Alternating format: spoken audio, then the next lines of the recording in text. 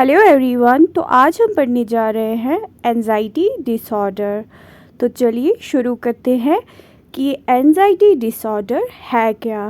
देखिए, एंजाइटी का मतलब हुआ बेचैनी, बेचैन होना, बेचैनी महसूस करना।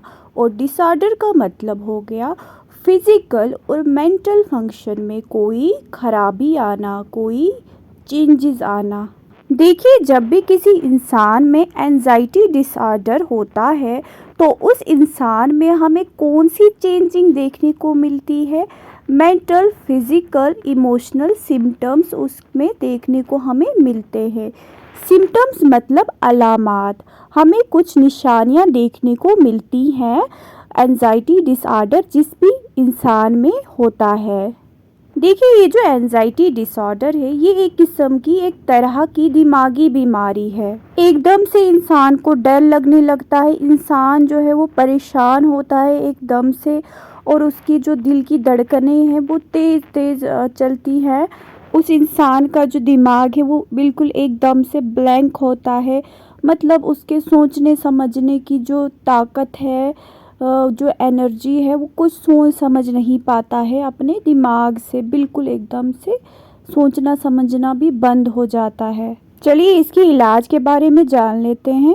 देखिए, अगर किसी शख्स को, किसी पर्सन को एंजाइटी की प्रॉब्लम हो, एंजाइटी डिसऑर्डर हो, तो उसे चाहिए वो खुद का बहुत ख्याल रखे, अच्छी डाइट ले खाने में, अपने स्ट्रेस को कम करे, स्मोकिंग को बिल्कुल अवॉइड करें, तभी जाके ये जो है एंजाइटी डिसऑर्डर के ठीक होने के चांसेस बढ़ जाएंगे। एंजाइटी डिसऑर्डर की कुछ टाइप्स हैं, उन्हें भी हम एक एक करके पढ़ेंगे। नेक्स्ट है फोबिया। देखिए, फोबिया क्या है। फियर मतलब डर, किसी भी चीज़ से डर लगना, उसे हम कहते हैं फोबिया। और फोबिया की कुछ टाइप्स हैं, अलग अलग किस्मों के फोबिया हो सकते हैं, जैसे कि अटीकी फोबिया। फॉर एग्जाम्पल, कल हम कोई एग्ज़ाम देने जा रहे हैं तो हम सोच रहे हैं उस बारे में कि अगर हम इस एग्ज़ाम में पास नहीं हुए तो हमें लोगों के सामने जो है शर्मिंदा होना पड़ेगा। तो इस चीज़ का जो डर है, इस चीज़ का जो डर है नाकाम होने का, ये एक फ़ोबिया की किस्म है, ये एक फ़ोबिया की टाइप है।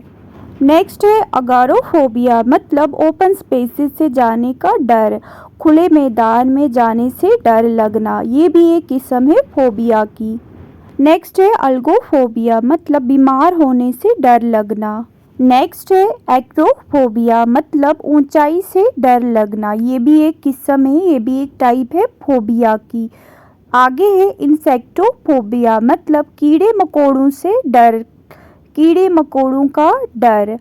नेक्स्ट है हाइड्रोफोबिया, मतलब पानी से डर लगना। तो ये थी फोबिया की कुछ किस्में, कुछ टाइप्स। चलिए आगे अब हम देखते हैं ओसीडी।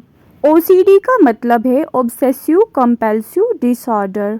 देखिए, ऑब्सेसिव का मतलब हो गया किसी भी इंसान में अनवांटेड ख्यालात का आना, जिसकी वजह से फिर उस पर्सन में एंजाइटी की प्रॉब्लम होती है। कंपल्सिव का मतलब हो गया कोई इंसान अपने स्ट्रेस को रिड्यूस करने के लिए, अपने स्ट्रेस को कम करने के लिए एक ही एक्टिविटी को बार बार दोहरा रहा है। फॉर एग्ज़ाम्पल, वो बार बार जो है अपने स्ट्रेस को कम करने के लिए खाना खाए जा रहा है, खाए जा रहा है। ट्रीटमेंट की अगर हम बात करें तो ओसीडी का ट्रीटमेंट होता है एंटी डिप्रेसेंट ड्रग से, मतलब उन्हें एंटी डिप्रेसेंट ड्रग दिए जाते हैं ताकि उनके अंदर जो अनवांटेड थॉट्स आ रहे हैं वो कम हो जाएं। सेटिलिन मेडिसिन दी जाती है, बेंजोडायज़ेपिन दिया जाता है। ये कुछ दवाइयाँ थी जिनसे ओसीडी का इलाज किया जाता है। चलिए नेक्स्ट देख लेते हैं जीएडी, जनरलाइज्ड एंजाइटी डिसऑर्डर। देखिए, जीएडी में क्या होता है, ये लो लेवल ऑफ एंजाइटी है, मतलब छोटी छोटी सी बात पे एंजाइटी होने लगती है, बात कुछ भी नहीं होती लेकिन एंजाइटी की प्रॉब्लम होती है इंसान के अंदर। मतलब जिस भी इंसान में ये डिसऑर्डर होगा वो हमें हर वक्त छोटी छोटी बातों पे परेशान होते हुए दिख जाता है। इसकी ट्रीटमेंट की अगर हम बात करें तो साइकोथेरेपी दी जाती है, लेकिन अगर पेशेंट को साइकोथेरेपी से फ़र्क ना हो, कंट्रोल ना हो, तो उसको दी जाती है फिर मेडिकल थेरेपी। चलिए आगे देख लेते हैं पैनिक डिसऑर्डर।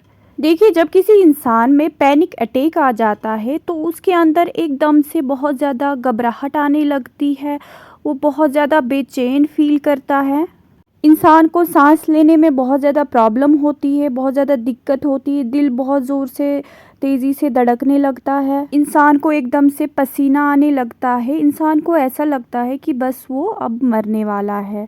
पैनिक डिसऑर्डर की अगर हम ट्रीटमेंट की बात करें तो सबसे पहले मेडिकेशन से इसका इलाज करना है और उसके बाद फिर साइकोथेरेपी देनी है, क्योंकि सबसे पहले मेडिकेशन से इसके जो सिम्टम्स है वो कवर करने हैं, उनको कंट्रोल में लाना है। मेडिसिन की अगर हम बात करें तो बेंजोडाज़ेपिन फ़ौरन से दी जाती है ताकि इन सिम्टम्स को एकदम से कंट्रोल में लाया जाए। तो ये था हमारा पैनिक डिसऑर्डर।